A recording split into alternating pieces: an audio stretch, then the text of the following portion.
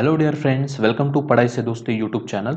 आज के इस वीडियो सेशन में मैं आपके साथ डिस्कस करने वाला हूँ एक इम्पॉर्टेंट नोटिफिकेशन के बारे में, जो कि है एग्रीकल्चरल साइंटिस्ट रिक्रूटमेंट बोर्ड के द्वारा।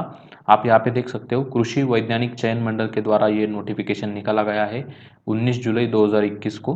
ओके। और इस पर्टिकुलर नोटिफिकेशन के जरिए competitive examination for recruitment of post of administrative officer and financial and account officer इनको फिल किया जाने वाला है। ओके। सो आईसीएआर रिसर्च इंस्टीट्यूट का 2021 का ये नोटिफिकेशन है, और इस नोटिफिकेशन में बताया गया है कि जो भी एडमिनिस्ट्रेटिव ऑफिसर होता है एओ, और फाइनेंशियल एंड अकाउंट ऑफिसर जिसे एफ एंड एओ बोला जाता है, तो ये दो पोस्ट के लिए कॉम्पिटिटिव एग्जाम हेल्ड की जाने वाली है एग्रीकल्चरल साइंटिस्ट रिक्रूटमेंट बोर्ड के द्वारा।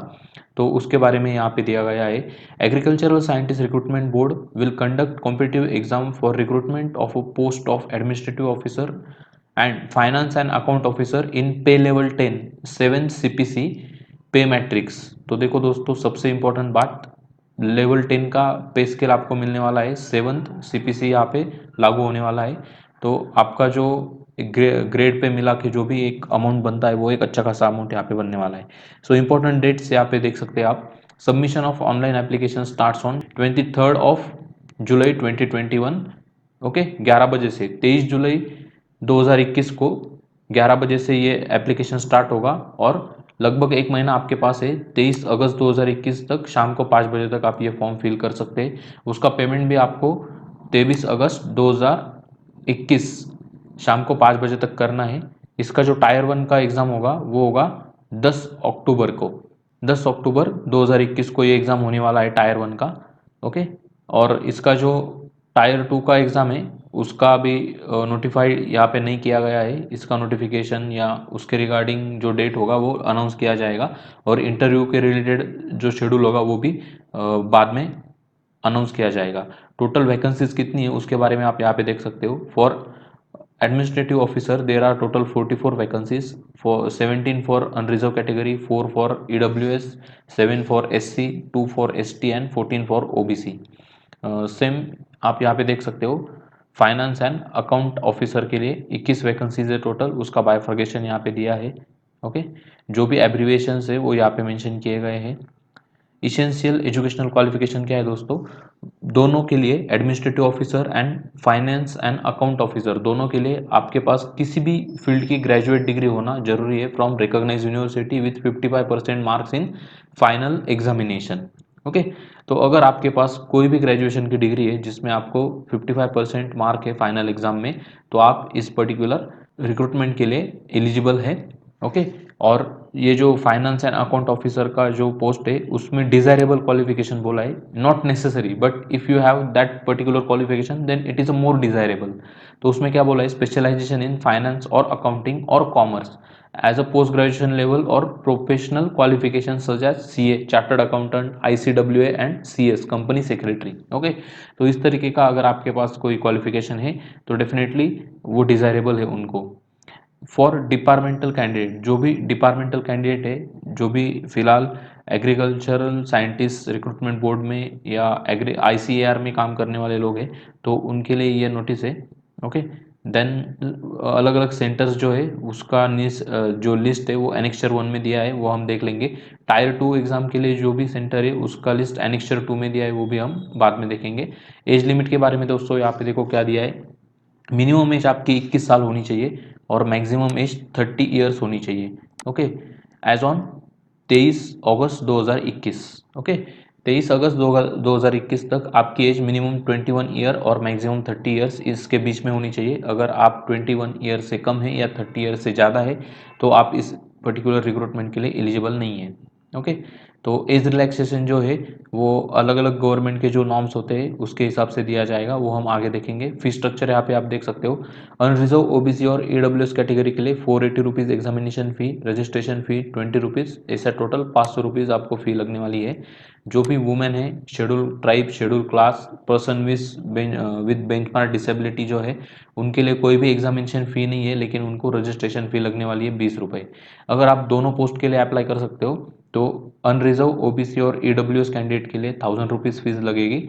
Women, schedule caste, schedule tribe और पर्सन विद बेंचमार्क डिसेबिलिटी, इनके लिए टोटल अगर दोनों पोस्ट के लिए अप्लाई करते हैं तो 40 रुपये फ़ी लगने वाली है। ओके, उसके बाद fee must be paid online. Okay, while filling the online application form you have to pay the fee from this website. Okay, ये वेबसाइट है, यहाँ पे आपको ऑनलाइन एप्लीकेशन फॉर्म फिल करना है और उसके बाद तुरंत पेमेंट भी करना है। Okay, online application not accompanied by the prescribe fee shall be sum summarily rejected. Okay, अगर आपने सिर्फ ऑनलाइन एप्लीकेशन किया लेकिन फीस पे नहीं की तो आपका एप्लीकेशन रिजेक्ट हो जाएगा। ओके, एक बार आपने फ़ी पे कर दी तो उसका रिफंड नहीं होने वाला, नॉट रिफंडेबल अमाउंट है ये। ओके, और आपको क्रेडिट कार्ड या debit card, net banking, UPI payment, ये सारे पेमेंट मोड अवेलेबल होंगे। ओके, 23 जुलाई से 23 अगस्त तक। ओके, तो ये आपको ध्यान में रखना है। प्लान ऑफ एग्जामिनेशन किस तरीके से होने वाला है वो भी एनेक्स्चर 3 और एनेक्स्चर 4 में दिया है। ओके, आपको अप्लाई कैसे करना है उसके बारे में यहाँ पे दिया है, देखो http://www.asrb.org.in, ये जो वेबसाइट है यहाँ से आपको अप्लाई करना है। ओके, एप्लीकेशन के लिए जो हम रेगुलर डॉक्यूमेंट साथ में रखते हैं जैसे कि 10th का मार्कशीट हो गया, आपका सिग्नेचर, फोटो, तो ये जो नॉर्मल डॉक्यूमेंट है ये आपको आपके साथ होनी चाहिए, उसका लिस्ट भी यहाँ पे दे के रखा है। Candidates are required to keep ready the following relevant details information और document at the time of filling online form. तो ये सारे डॉक्यूमेंट की लिस्ट है दोस्तों, आप एक बार देख सकते हो इसको। फ़ोटो की साइज़ कितनी होनी चाहिए, जो भी आपने स्कैन किया है लेफ्ट हैंड थंब आपको स्कैन करना होगा, उसकी साइज़ कितनी होनी चाहिए।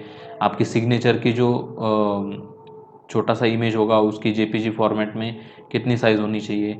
आपके पास कौन कौन से आइडेंटिटी कार्ड होने चाहिए, कौन से आइडेंटिटी कार्ड वैलिड है, तो उस हिसाब से यहाँ पे पूरी इंस्ट्रक्शन, जनरल इंस्ट्रक्शन है। अगर आपने इसके पहले बैंकिंग का कोई भी एग्ज़ाम का फॉर्म फिल किया है तो ये फॉर्म आपके लिए कोई भी बड़ी बात नहीं है, सेम तरीके का ये एप्लीकेशन फॉर्म होने वाला है।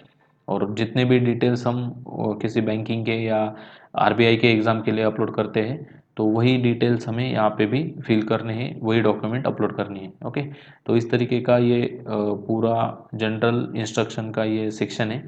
इसके बाद हम देखेंगे एग्ज़ाम सेंटर के बारे में।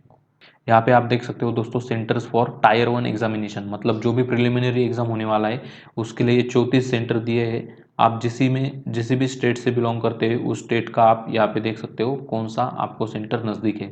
उसके बाद जो टायर 2 एग्जाम होने वाला है डिस्क्रिप्टिव टाइप का, उसके लिए यहाँ पे ये 12 एग्जाम सेंटर है। महाराष्ट्र का अगर आप कंसिडर करोगे तो दो सेंटर है यहाँ पे, मुंबई और नागपुर। ओके, तो ये दो सेंटर महाराष्ट्र में स्थित है।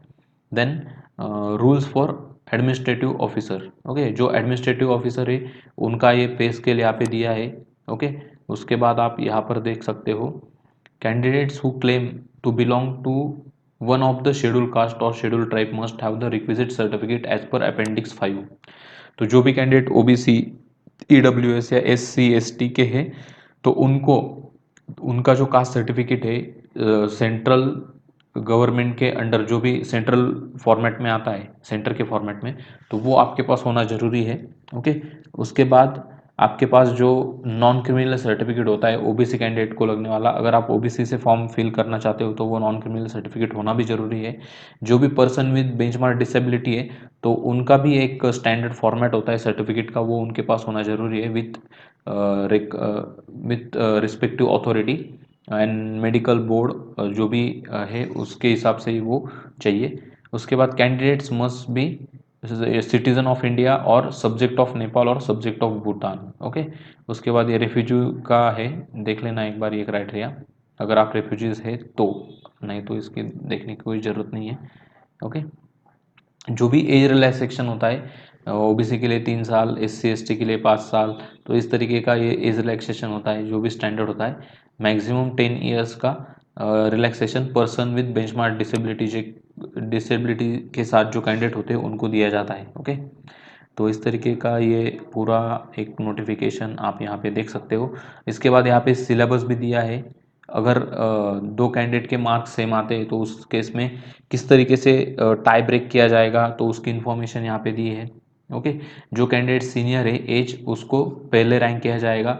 इन case where the ages mention are the same then merit list would be prepared in alphabetical order with the name of candidate. Okay, तो जो भी कैंडिडेट का नाम अल्फ़ाबेटिकली ऊपर आएगा उसको चूज़ किया जाएगा। तो इस तरीके से ये पूरा नोटिफिकेशन आप यहाँ पर देख सकते हो दोस्तों। Then we have the paper pattern over here. For tier 1 exam you have the 200 question, one question 1 mark, and there are 3 hours time limit. Okay, सो उसमें 4 सेक्शन होने वाले। पहला सेक्शन होगा जनरल नॉलेज का, 50 क्वेश्चन 50 मार्क के लिए होगा।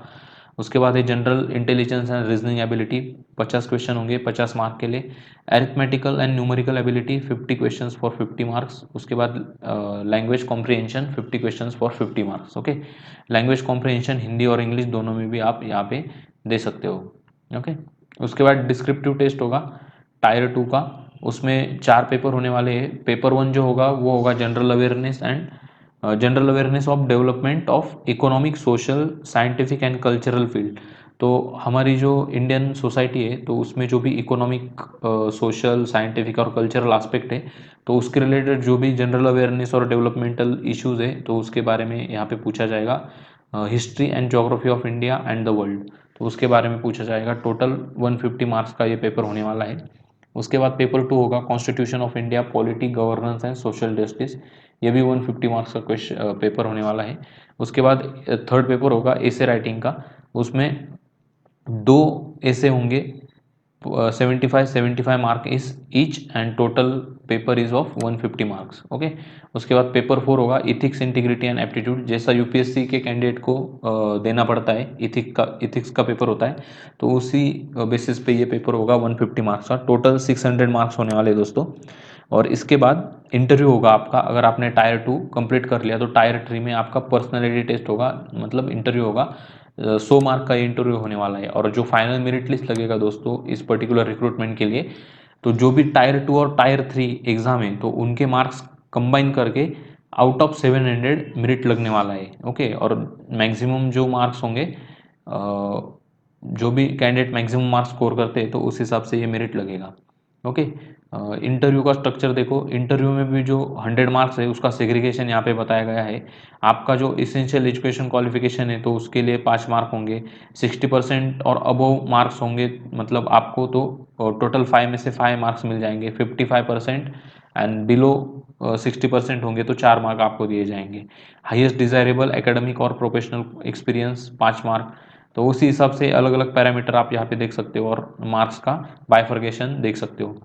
उसके बाद यहाँ पे देख सकते हो दोस्तों आप जो भी एडमिनिस्ट्रेटिव ऑफिसर के लिए एग्ज़ाम होने वाला है उसका सिलेबस यहाँ पे दे रखा है। जनरल नॉलेज के लिए जो 50 क्वेश्चन होंगे सेक्शन ए में, उसके लिए ये सिलेबस होगा। सेक्शन बी का सिलेबस, सेक्शन सी का, सेक्शन डी का डिटेल सिलेबस है।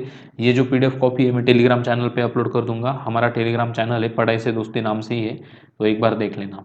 ओके, उसके बाद टायर 2 एग्ज़ाम का सिलेबस यहाँ पे दे के रखा है। पूरा इन डिटेल उन्होंने सिलेबस मेंशन किया है, सो एक बार ज़रूर देख लेना ये सिलेबस क्या है।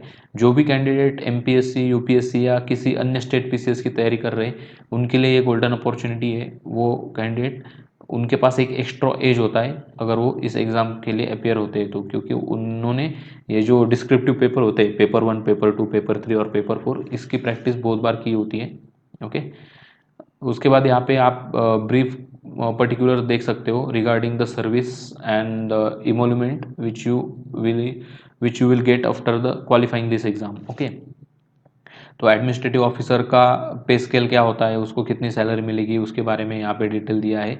Senior administrative officer, deputy secretariat और चीफ एडमिनिस्ट्रेटिव ऑफिसर की सैलरी कितनी होती है, डायरेक्टर की सैलरी और जूनियर सेक्रेटरी की सैलरी कितनी होती है, उसके बारे में यहाँ पर पूरी इन्फॉर्मेशन दी गई है। ओके, उसके बाद है दोस्तों rules for finance and account officer. तो फाइनेंस एंड अकाउंट ऑफिसर के जो पोस्ट है उसके बारे में यहाँ पे कुछ रूल्स दिए हैं। उसके बाद उसका सिलेबस भी आपको यहाँ पे देखने को मिलेगा। ओके, तो जो कैंडिडेट फाइनेंस बैकग्राउंड है जिनका, या सीए, आईसीडब्ल्यू या सीएस की अगर उनके पास क्वालिफिकेशन है तो डेफिनेटली वो कैंडिडेट यहाँ पे अप्लाई कर सकते हैं, उनके लिए ये ज़्यादा बेनिफिशियल होने वाला है। ओके, तो यहाँ पे पूरा एक डिटेल उसका सिलेबस स्ट्रक्चर भी दिया है। यहाँ पे आप देख सकते हो टायर 1 का एग्ज़ाम स्ट्रक्चर, टायर 2 का एग्ज़ाम स्ट्रक्चर यहाँ पे दिया है, राइट। और इस यहाँ पे सिर्फ इतना डिफरेंस है कि ये जो पेपर 4 होने वाला है एडमिनिस्ट्रेटिव ऑफिसर के लिए इथिक्स इंटीग्रिटी का पेपर था। यहाँ पे कॉमर्स एंड बिजनेस इकोनॉमिक्स का पेपर होने वाला है 200 मार्क का। ओके, और यहाँ पे एसे राइटिंग का 150 मार्क से घटाकर 100 मार्क का कर दिया गया है। बस इतने चेंजेस है, बाकी पूरा पेपर स्ट्रक्चर सेम होने वाला है। ओके, इंटरव्यू स्ट्रक्चर के बारे में यहाँ पे दिया है, सेम है इंटरव्यू स्ट्रक्चर भी। उसके बाद यहाँ पे आप देख सकते हो जो भी सिलेबस है for finance and account officer, तो वो सिलेबस आप यहाँ पर देख सकते हो if you are interested for this post. Okay, उसके बाद अगर आप नीचे नोटिफिकेशन में देखते हो तो यहाँ पर ये सिलेबस ख़त्म होने के बाद अपेंडिक्स 5 में अलग अलग सर्टिफिकेट के फॉर्मेट दिए हैं। सपोज आप ओबीसी कैंडिडेट है तो ओबीसी कैंडिडेट के लिए जो सेंट्रल गवर्नमेंट का कास्ट सर्टिफिकेट होता है तो उसका फॉर्मेट कैसे होना चाहिए। अगर आप पर्सन विद डिसेबिलिटी है तो उस केस में आपको कौन सा सर्टिफिकेट जनरेट करना है, तो उसका एक जो स्टैंडर्ड फॉर्मेट होता है वो यहाँ पे दिया है। तो ये सारी अटैचमेंट आप एक बार देख लेना आपके कैटेगरी के हिसाब से। सो दोस्तों यही था ये notification regarding the agricultural scientist recruitment board, जो कि ICAR द्वारा ये रिक्रूटमेंट की जाती है administrative officer and finance and account officer के लिए।